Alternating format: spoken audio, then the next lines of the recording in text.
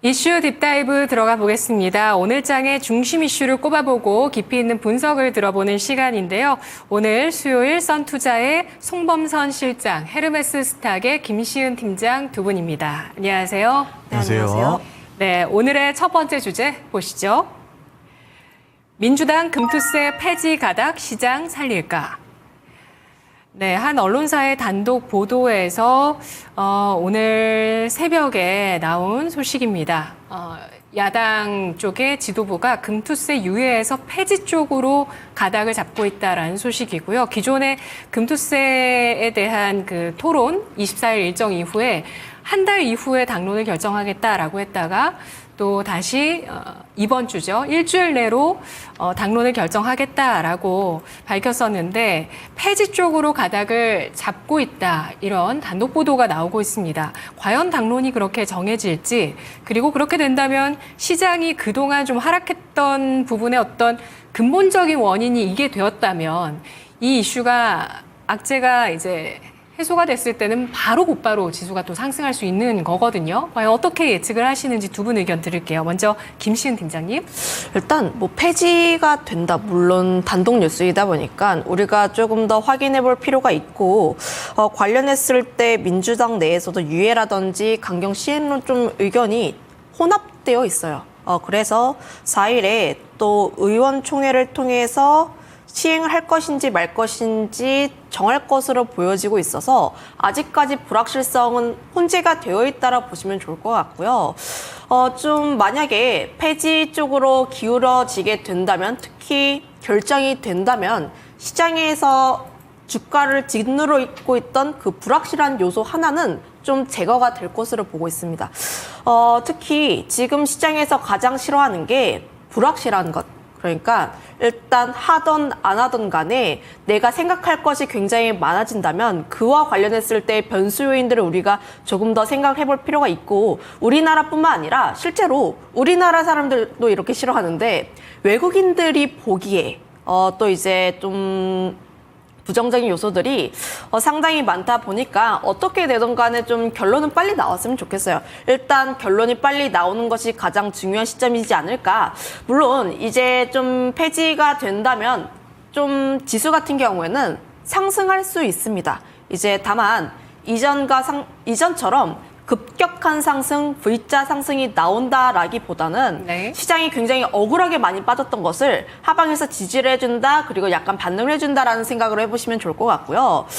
이것뿐만 아니라 현재 우리나라에 대한 악재 요소들이 굉장히 많죠. 뭐 지정학적 리스크 같은 경우도 있고, 특히 저는 가장 중요하게 생각하는 게 뭐 외국인 수급이라 보시면 좋을 것 같은데, 금투세 논란이 갑자기 나왔던 것은 아닙니다. 갑자기 나왔던 것은 아니고 좀 이전부터 있었던 사례였는데 지난 상반기엔 우리나라 증시 굉장히 좋았어요. 그 이유가 외국인 쪽, 특히 유럽계라든지 미국계 쪽에서의 강한 매수세가 들어오면서 지수가 올라왔다라는 점들. 그런데 하반기로 갈수록 특히 삼성전자, SK하이닉스 위주로 외국인들의 수급 이탈이 나와주고, 그리고 우리나라에 대한 투자 매력도가 상당히 떨어지게 되면서 이탈이 계속 나와주고 있습니다. 결국 저는 시장을 살리기 위해서는 외국인의 수급이 우선이 되어야 할 필요가 있는데, 다만 지금 금투세라는 그 하나의 모멘텀만 가지고 지금 시장이 살아남기 위해서는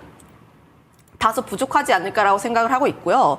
그리고 지금 우리나라뿐만 아니라 일본이라든지 미국, 그리고 중국도 함께 엮어서 생각을 해보면은 사실 좀 안타까운 이야기이긴 한데 우리나라 쪽에 대한 투자 매력도가 상당히 떨어지는 것은 사실이에요. 지금 미국 대선 앞두고 있다 보니까 또 지수 상승에 대한 기대감도 상당히 남아있다라 보시면 좋을 것 같고, 특히 대선 전 같은 경우에는 경계가 조금 더 많긴 한데, 일단 누가 됐던 간에 대통령 당선이 되면 결국 돈을 풀 수밖에 없습니다. 돈을 풀면 결국 매출이 오른다라고 보시면 좋을 것 같고, 결국 그쪽으로 돈이 몰리고 있고요.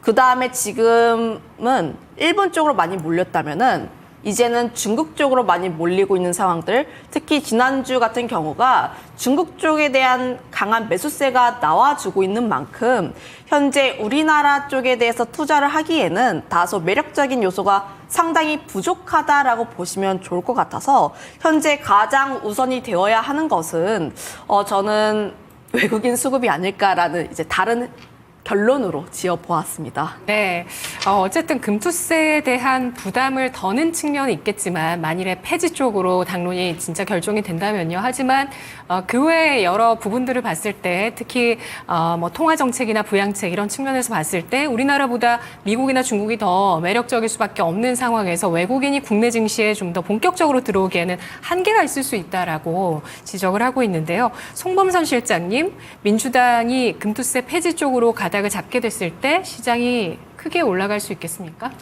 저는 크게 올라갈 수 있다고 판단합니다. 그리고 당연히 해야 될 거 폐지를 해야 된다. 당연히 폐지해야 된다 이렇게 판단을 하고 있고요.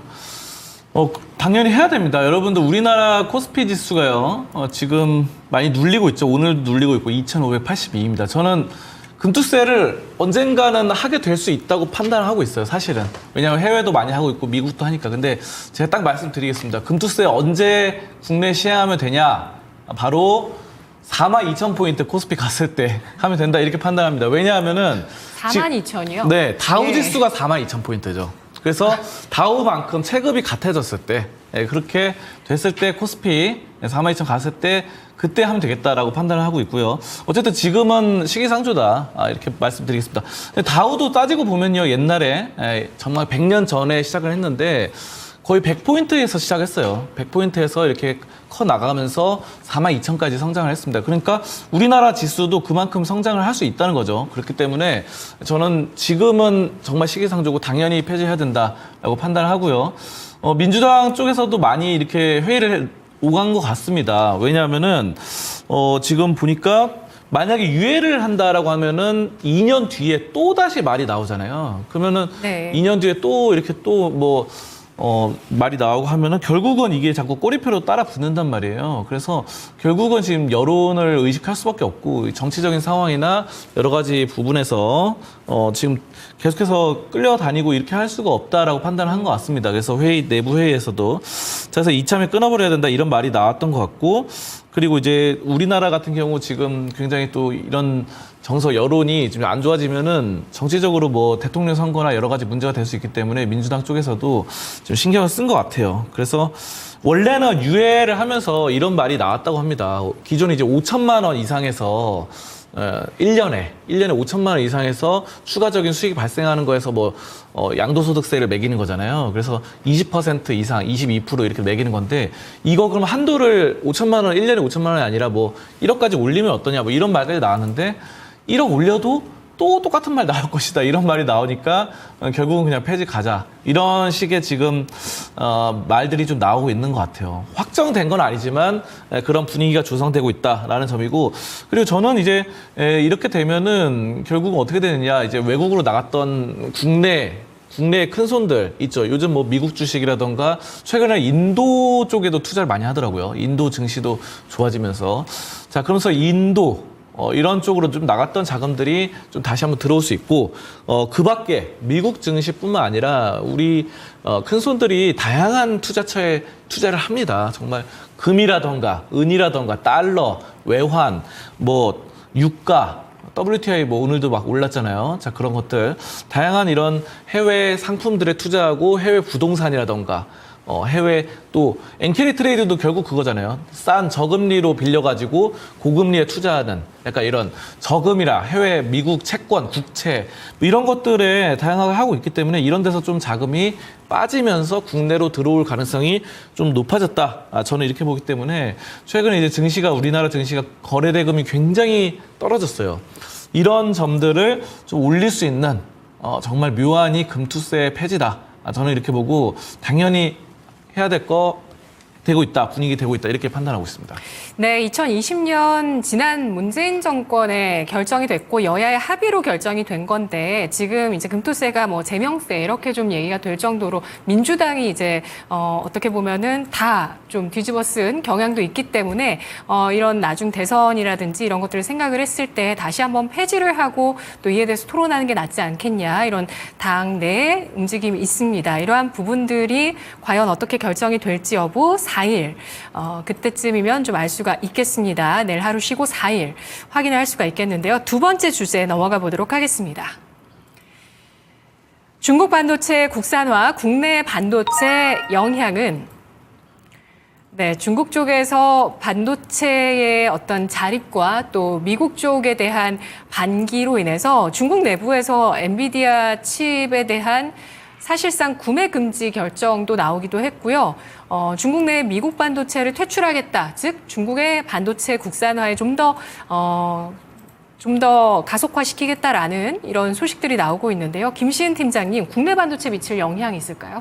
뭐 고래들 싸우는데 결국 새우등 터질 수밖에 없습니다. 좀 영향은 당연히 있을 수밖에 없고 특히 미국이 중국을 견제하고 있고 중국 같은 경우에도 미중 보호무역주의를 통해서 현재 이런 갈등을 계속 심화해 나가고 있는 모습인데 지금 반도체 관련했을 때 AI 쪽에 대해서 보면은 먼저 미국이 중국 쪽에 고성능의 AI 칩을 팔지 말아라라고 했고 엔비디아가 그래서 H20을 내놨습니다. 좀 AI 칩인데 저성능 쪽이라고 보시면 좋을 것 같고 다만 여기에서 중국 당국이 지금 엔비디아 칩 사지 말아라. 그리고 우리나라 것 그러니까 중국 것을 써라라고 지침이 내려오게 되면서 다시 한번 불안감은 커지고 있는 상황이라고 보시면 좋을 것 같아요. 특히 현재 엔비디아 쪽에서의 매출 10%가 중국 쪽에서 나오고 있다 보니까 이에 대한 영향은 좀 클 것으로 보여지고 있고 그와 관련했을 때 현재 삼성전자가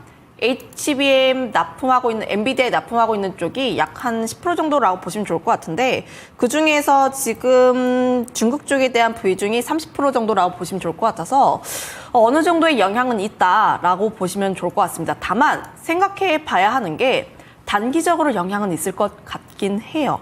그런데 장기로 보게 되었을 때 정말 과연 중국의 AI 칩 성능이 그만큼 올라왔을까? 자국산으로 대체를 할 만큼 신뢰도가 어느 정도 올라와 있을까에 대해서 저는 사실 물음표가 상당히 있는 상황이라 보시면 좋을 것 같고 화웨이 같은 경우에도 지금 생산 능력이 좀 부족하다 보니까 공급이 원활하지 않다라고 해요.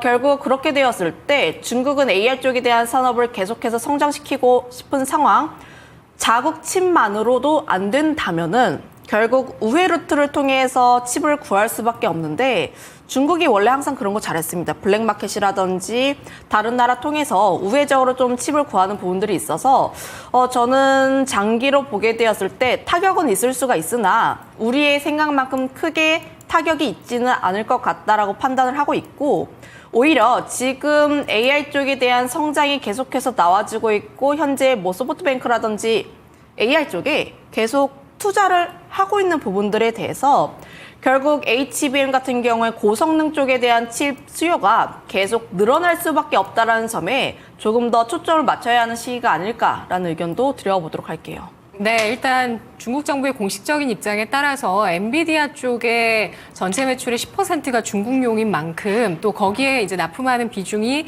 우리나라가 어느 정도 차지를 하고 있기 때문에 직간접적으로 영향은 받긴 하겠지만 또 우회적인 또 엔비디아 쪽에 AI 칩에 대한 중국의 구매도 있을 수 있겠다라는 점 짚어주셨는데요. 일단 단기적으로는 영향이 있다라고 보셨고요. 송범선 실장님 의견은 어떠실까요?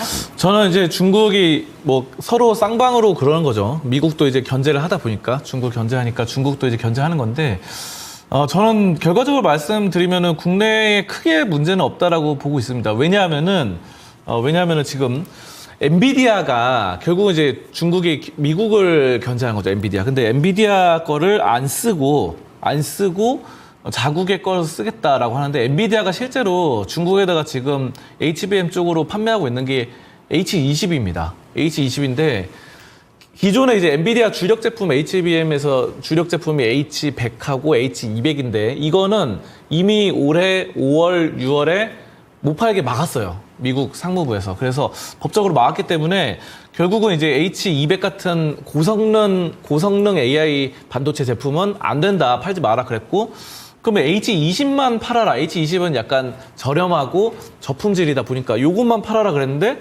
요거 잘 팔리고 있었습니다. 그래서 엔비디아가 지금 사실상 아시아 최대 고객이 중국의 IT 기업인 바이트댄스인데요. 바이트댄스도 이제 화웨이 걸 쓰게 되죠. 엔비디아 거 안 쓰고. 근데 이제 엔비디아는 H20도 아까울 수 있어요. H20을 팔아야 되는데 이거 못 팔면 매출이 떨어지는데 우리나라는 크게 문제가 없는 게 왜 그러면은 SK하이닉스를 먼저 말씀드리면 SK하이닉스가 HBM3와 HBM3E를 이제 엔비디아에 납품하잖아요. 근데 SK하이닉스에서 엔비디아에다가 납품하는 HBM3는 바로 H100이고요. 그리고 HBM3E는 H200입니다. 그러니까 어차피 이것들은 중국으로 판매가 안 돼요. 중국으로 이렇게 우회적으로 판매 안 되는 SK하이닉스는 일단 여기서 문제가 아예 없다.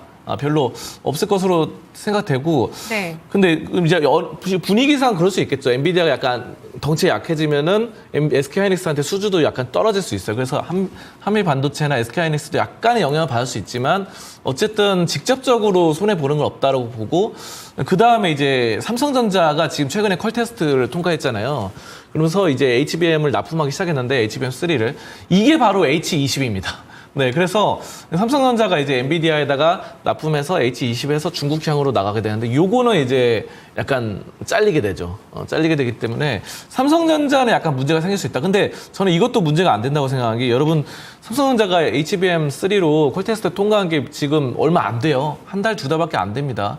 그렇기 때문에 이거 지금 이제 막 시작하는 단계에서 약간 시작하려고 하다가 취소되는 약간 그런 느낌이거든요. 그러니까 이게 막 매출의 기존에 막 큰 부분을 차지했던 게 아닙니다. 막 80%, 90% 차지한 게 아니라 이제 원래 삼성전자 하던 일이 있었고 여기에 부가적으로 이것도 하려고 했는데 이게 약간 H20은 약간 중국에는 판매가 안 되게 되는.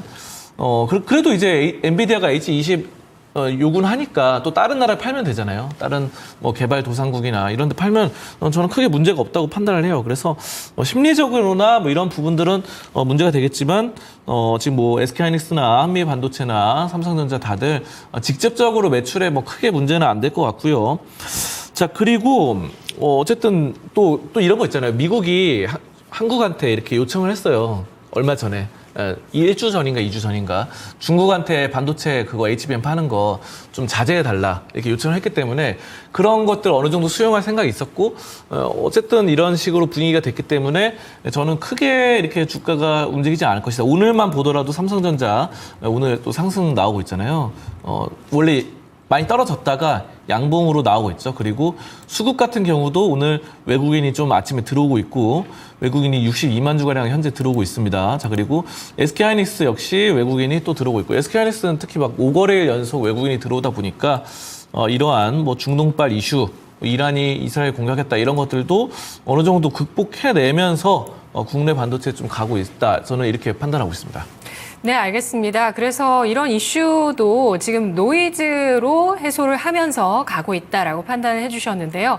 마지막 주제 곧바로 가보도록 하겠습니다. 3분기 이 상장사 영업이익 전망 급감, 피크아웃 우려 섹터는 네, 사실 뭐 금투세뿐 아니라 지금 3분기에 대해서 좀 너무 기대치 올렸다는 측면에 따라서 전망치가 좀 낮아지고 있는 그런 부분도 있고요. 뭐 워낙 우리나라가 지금 부진합니다. 올해 들어서 뭐 9월 말까지 가장 많이 오른 자산이 비트코인, 금, 은인데요. 그리고 뭐 대만 많이 올랐고 인도 많이 올랐고 홍콩도 많이 올랐는데 우리나라가 코스닥이 많이 하락을 한 상황이고 실적 전망 역시도 이렇게 좀 어두워지고 있는데 피크아웃은 주의 꼭 해야 될 것 같죠? 김시은 팀장님.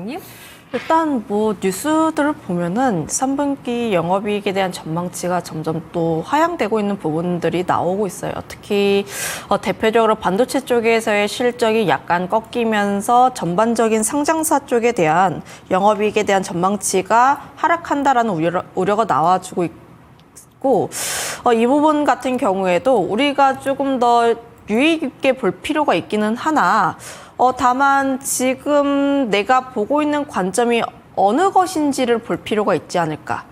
전망치를 볼 것이냐 아니면 네. 주가에 대한 위치와 그와 관련되어 있는 그 기업의 가치를 볼 것이냐 이런 부분들에 대해서 우리가 조금 더 판단해야 할 것은 많다라고 보시면 좋을 것 같고요. 물론 영업이익에 대한 전망치가 낮아지고 있는 쪽이 반도체라든지 2차 전지 혹은 엔터, 게임 이렇게 굉장히 다양하게 분류가 되고 있는데 저는 여전히 수출 데이터 기반으로 했을 때 긍정적으로 봐야 할 산업들은 명확하게 있다라고 보시면 좋을 것 같아요. 현재 3분기에 대한 영업이익의 전망치가 살짝 꺾였다라고 해도 실제 영업이익이 기대치보다 더 잘 나오게 되었을 때 주가 같은 경우엔 또 날아갈 수가 있습니다. 이런 점들까지도 한번 고려를 해볼 필요가 있고요. 네.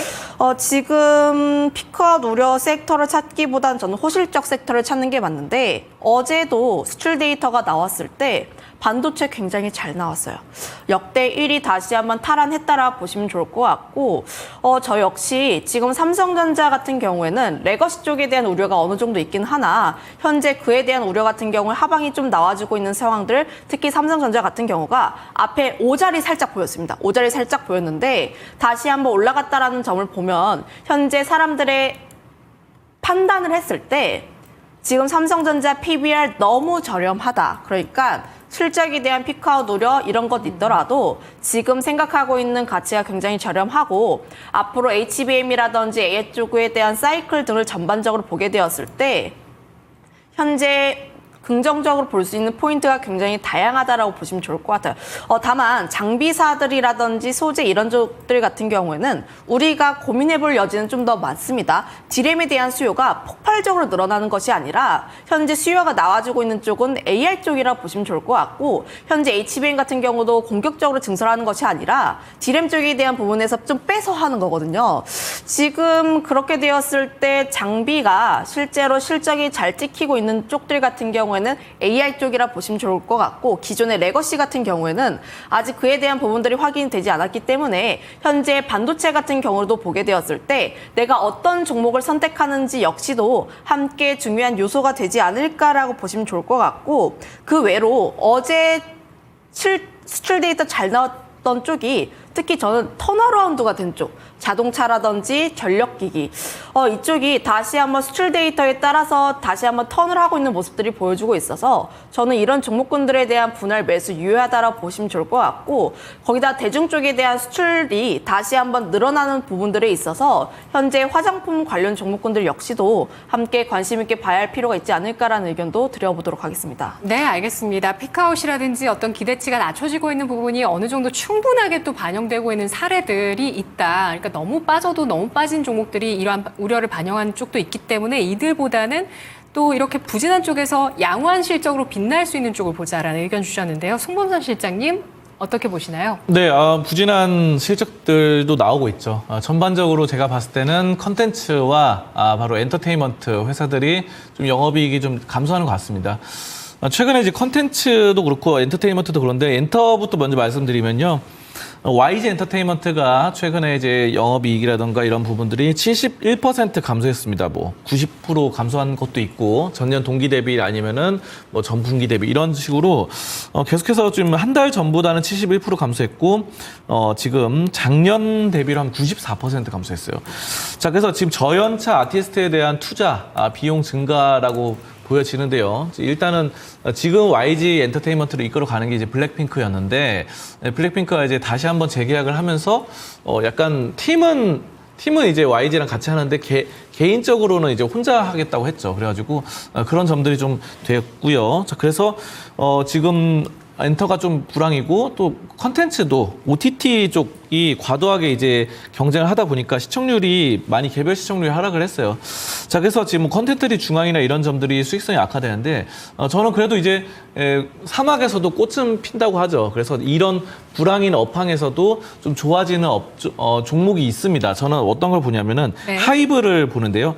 하이브가 이제 종합 엔터 기업으로서 아까 엔터 전반적으로 안 좋다 해도 지금 뭐 민희진 대표와의 갈등이 좀 완화되고 있고 일단락되면서 안정기에 접어들면서 다양한 아티스트들이 좀 여러 가지로 자리 잡으면서 어느 정도 지금 회복기에 접어들고 있다. 최근에 이제 한번 엔터주도 이렇게 반등이 한번 나왔다가 좀 약간 고꾸라졌는데 이런 점들이 하이브 같은 경우 BTS가 또 향후에 또 군대 제대하고 이렇게 하면서 다양한 팀 활동으로서 매출을 이끌어가지 않겠나. 저는 이렇게 보면서 하이브는 좀 네. 괜찮아 보인다. 이렇게 말씀드리겠습니다. 역시 실장님도 엔터주 같은 이런 부진한 전망들이 이미 엔터주의 주가에는 충분히 반영됐다 이런 판단을 해주고 계십니다. 삼성전자 딥밸류 지금 현재 형성하고 있는 충분한 주가 하락의 가능성 그리고 자동차 전력기기 화장품 김 팀장님 보셨고요. 송 실장님은 오늘 장에 엔터주 가운데 하이브 관심 있게 보셨습니다. 분석 여기까지 드릴게요. 고맙습니다. 네, 이슈 딥다이브였습니다. 이어서 거인의 시선 토마토 투자클럽 이재필 전문가의 시선 보시죠.